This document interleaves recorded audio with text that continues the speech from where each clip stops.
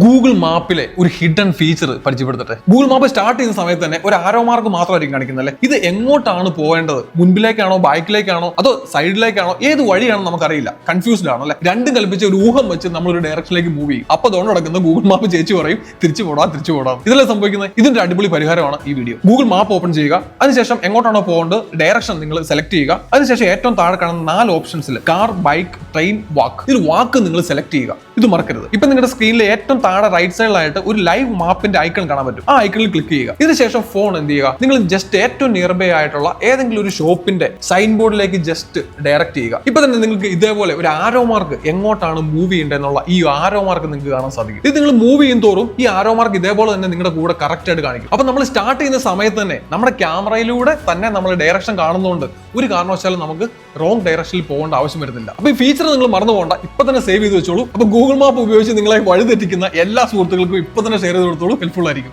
See you on this video.